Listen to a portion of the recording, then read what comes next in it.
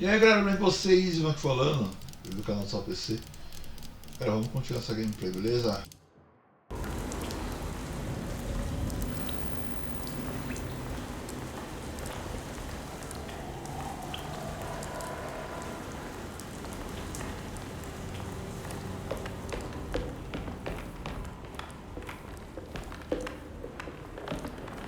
It's getting rough out there.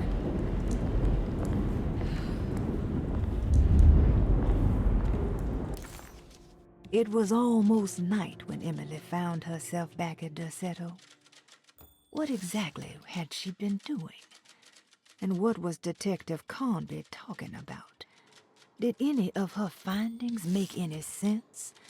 All she knew was that she wanted to figure out what the 3 steps to the contract entailed, and how this was connected to Dr. Gray.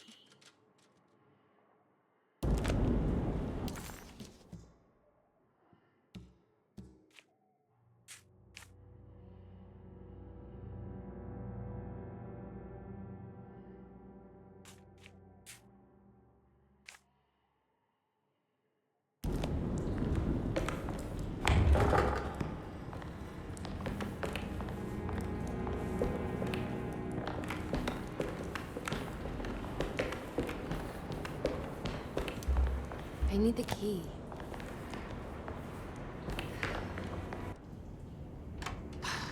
If we can just get rid of Jeremy, everything will go back to normal. That reminds me. I saw Miss Emily earlier. You remember her? You know she's Jeremy's niece. She's looking for him. That's right. She's helping us, in her own way. As long as she don't stand in the way of the mother of 1,000 young. I don't think she knows or cares about that. She just here for Jeremy. I've been more worried about that Detective Conby fella. He been snooping around asking all kinds of questions. God, it hurts. I wish you would stop doing that. Gives me the heebie-jeebies.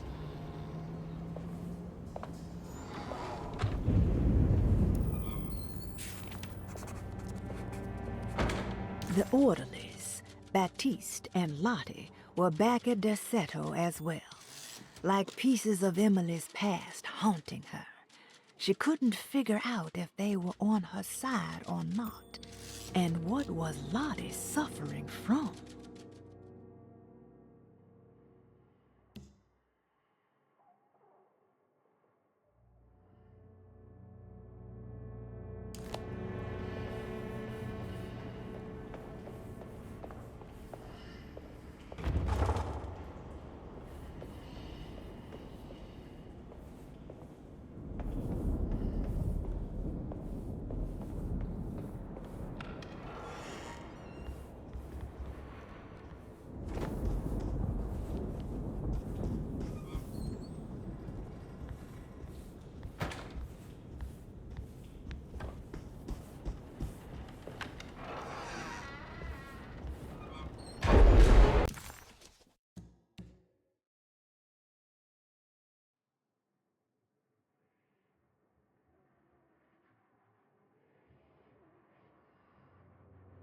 What is going on here?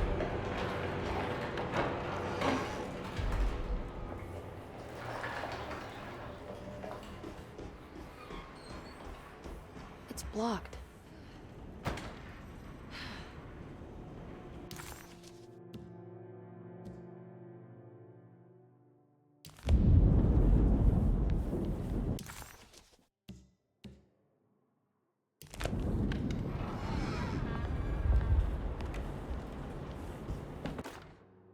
Lunacy and the Astarte Artist Colony, a monograph by Yael Klein. In early 1909, the old Derceto plantation outside of New Orleans was turned into an artist's colony. 3 famous European artists rented the house and the surrounding land from the owner, the Ledoux family. The colony was chiefly run by Sebastian Cortez, who was playfully dubbed the captain by his collaborators, William Arges and Heinrich Kassel. The colony existed for 6 years, until one day all 12 members disappeared without a trace. It is widely believed that their disappearance is connected to the disastrous hurricane that passed through on September 29, 1915, but nothing truly supports this claim.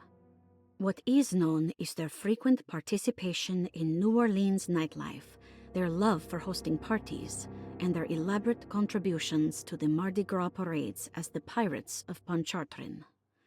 Accounts of their lifestyle can be found in almost every gossip column. It can effectively be summed up as carefree and bohemian. In late June 1909, the name Astarte first appeared in the newspapers. Cortez said the name came to him as he was painting. There is never any claim to knowing about the ancient Phoenician fertility goddess with the same name before this time. His fellow colonist Heinrich Hassel did know, because he later produced sculptures that show clear references to ancient idols of the goddess.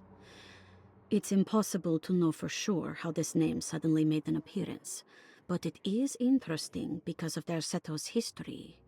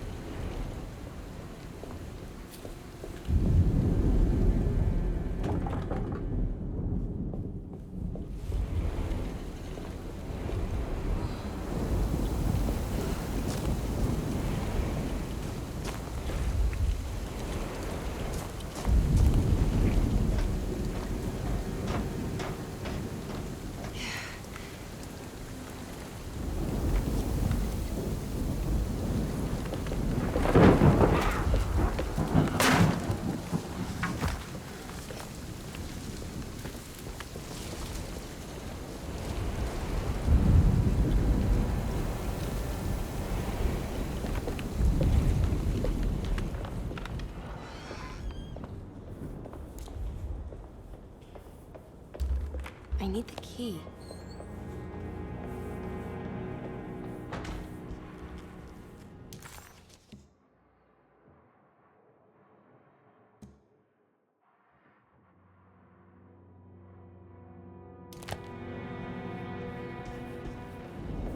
I can't leave yet.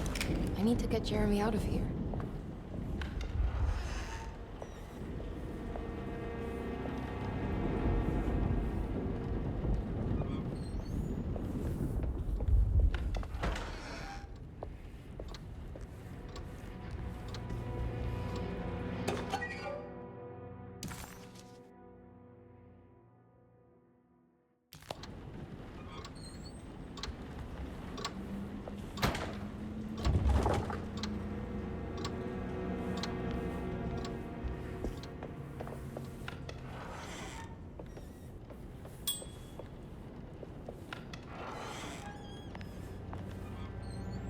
Mr. Waits must have had a spare key to Dr. Gray's office, but where?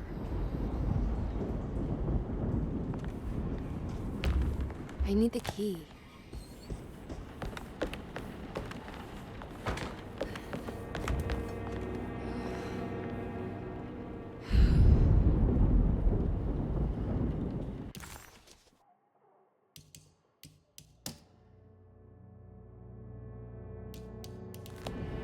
I don't know the combination. Wait, maybe I do.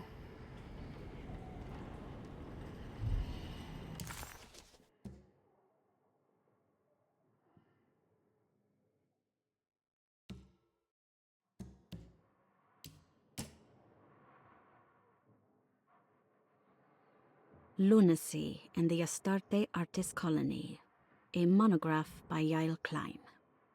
In early 1909,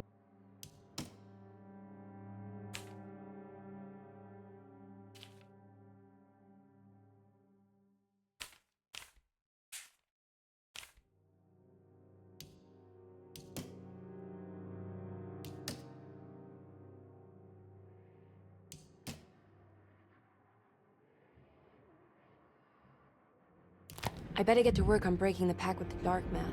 It's the only way to save Jeremy. Good thing I still have the talisman. I have a feeling I'm gonna need it.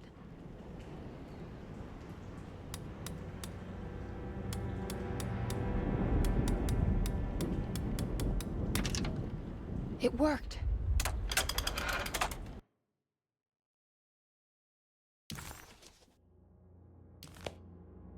The last guest in the empty room suffered from severe maladaptation.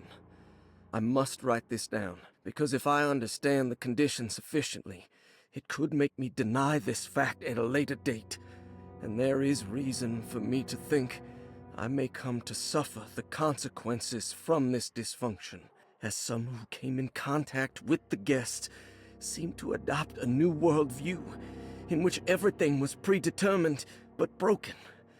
Upon accepting this worldview, some memories became unmanageable and later rejected. I do not know what this means. I cannot even remember the fate of the guest. I think they were simply misplaced one day and forgotten. Just like all documents pertaining to this guest, they have all been destroyed, or they never existed in the first place. Who wrote this? There has never been a guest in the empty room.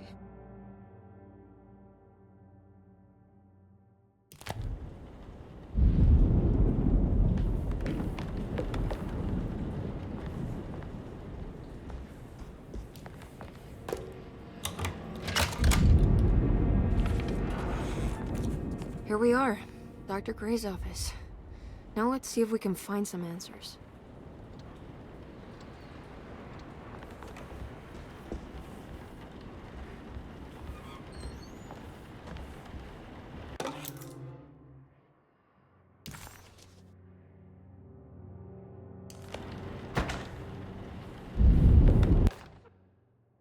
I have finished tidying up Miss Beauregard's belongings.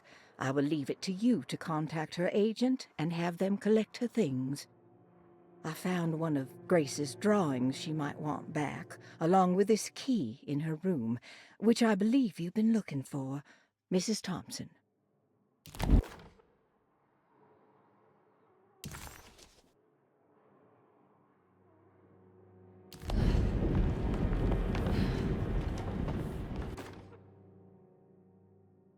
Dearest Dr. Manzetti, I find myself in a losing battle with my patient. As I've disclosed in my previous letter, his delusions have him completely captured.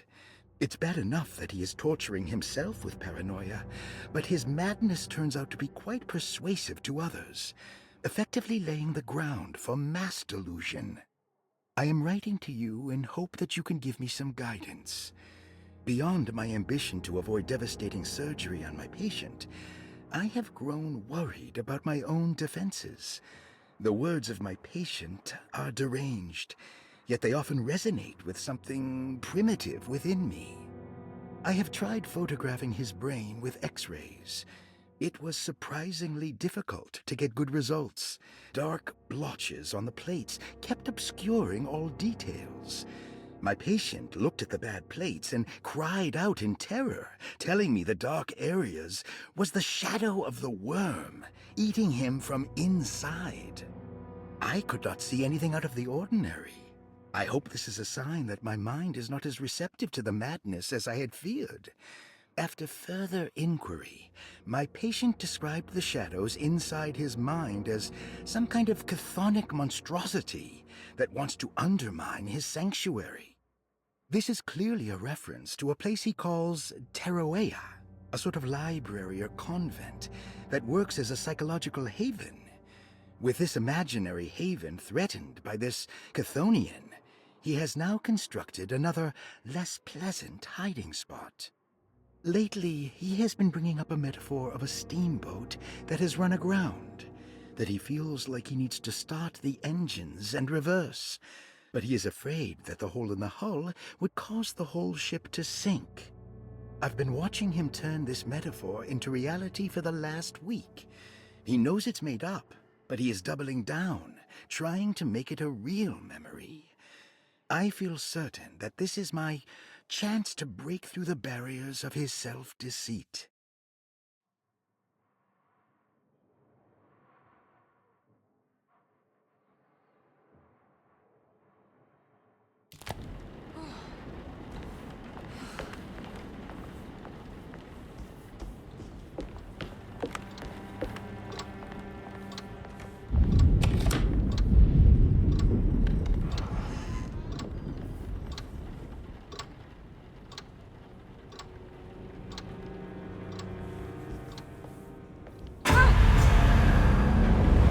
This can't be.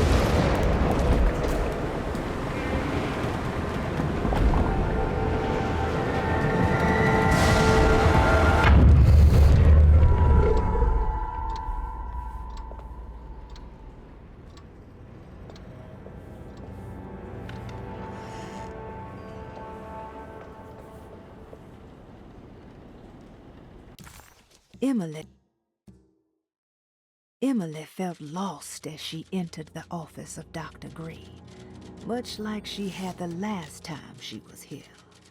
She began to question what she was hoping to find. She was simply going on a hunch that Dr. Gray was somehow tied up in this contract with the Dark Man. Emily couldn't even begin to imagine what kind of evidence she would need, besides a clear confession, of course. But she doubted she would ever find something like that. She was grasping at straws. The steps on the contract were so confusing to her that she was just hoping to get some small indication on where to go next.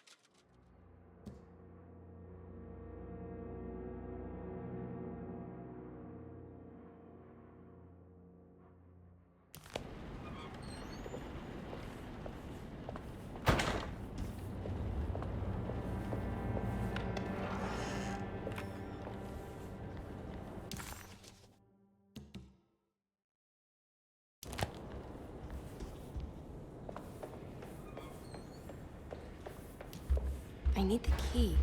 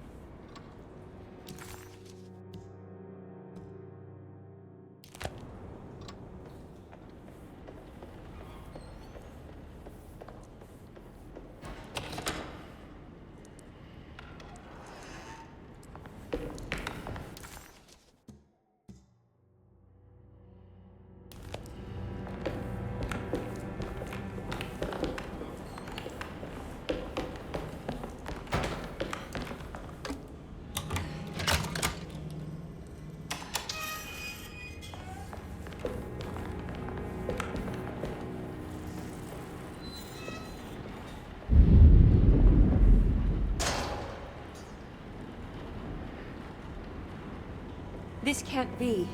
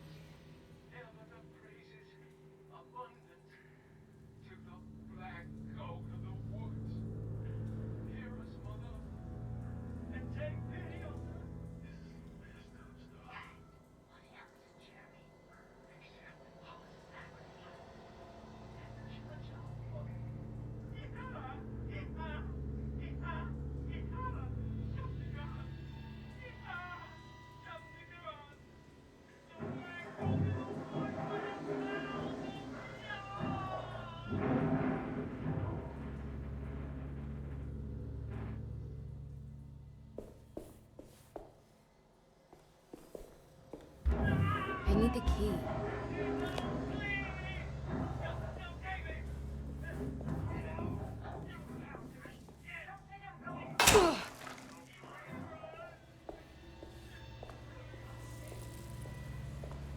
Radiography. Patient Jeremy Hotwood. Date June 14, 1930. Plates. Jeremy's skull proved difficult to capture properly. Partial radiographs worked best. A complete picture of the brain can be assembled by piecing 3 plates together. Observations. Even when looking at an assembled version, a shadow covers significant parts of Jeremy's brain. Possible tumor, but more likely that the equipment is failing. Jeremy reacted strongly to the pictures and claimed to see a giant clay worm eating and displacing his memories. Hypothetical psychosurgery based on the ideas by Burkhardt and the St. Petersburg research could end up saving Jeremy's mind. Severing the connections around the frontal lobe would certainly solve most mental afflictions. The procedure would be brutal in performance, as well as in efficiency. An ice pick pushed through the edge of the eye and into the skull would untether the nerves like Alexander cutting the Gordian knot. As this would likely leave Jeremy in a very different condition, all other paths should first be explored. The medical instrument I would need for this lobotomy is missing, and I should have Waits order a new one.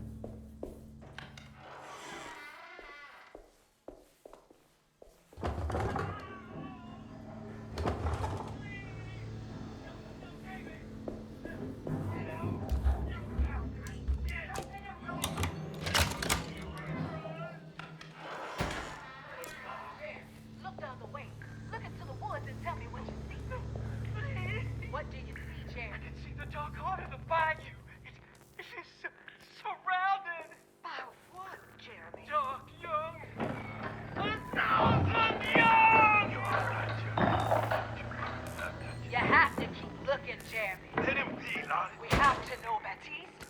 We've worked so hard. What can you tell us, Jeremy? Please give us something. I hear voices. What do you hear, Jeremy? Whispering. A giant.